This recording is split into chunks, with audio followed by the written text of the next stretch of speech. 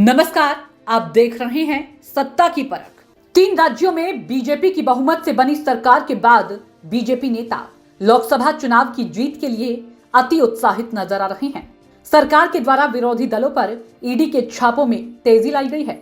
हरियाणा के लोकदल के पूर्व विधायक दिलबाग सिंह, पश्चिम बंगाल के संदेश खली में तृणमूल कांग्रेस के नेता शेख शाहजहां के यहाँ प्रवर्तन निदेशालय ने कार्रवाई की तैयारी की, लेकिन पश्चिम बंगाल के रास्ते में ही टीम पर हमला बोल दिया।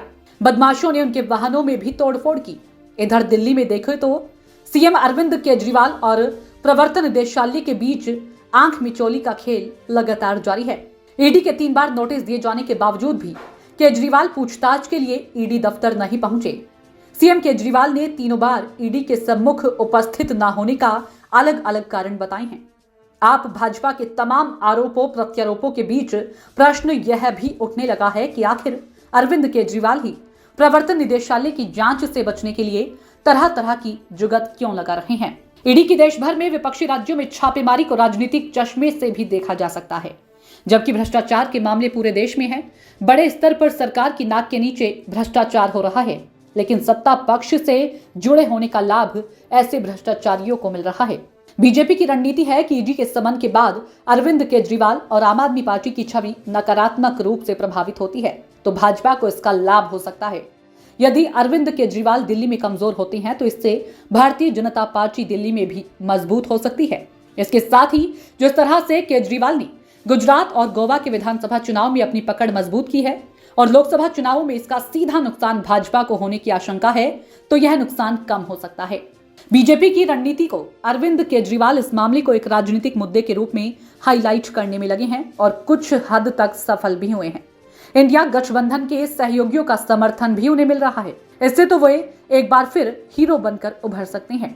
इसका लाभ इंडिया गठबंधन को लोकसभा चुनाव के साथ साथ आगामी चुनावों में मिल सकता है।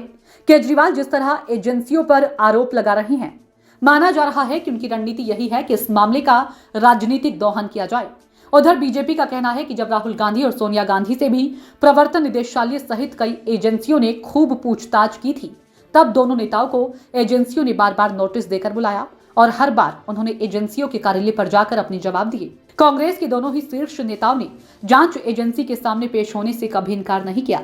यहाँ तक कि जब प्रियंका गांधी के प्रति रॉबर्ट वाड्रा से भी पूछताछ की गई तो उन्होंने भी कभी जांच से बचने का प्रयास नहीं किया। ऐसे में केजरीवाल क्यों ईडी के सामने आने से डर रहे हैं?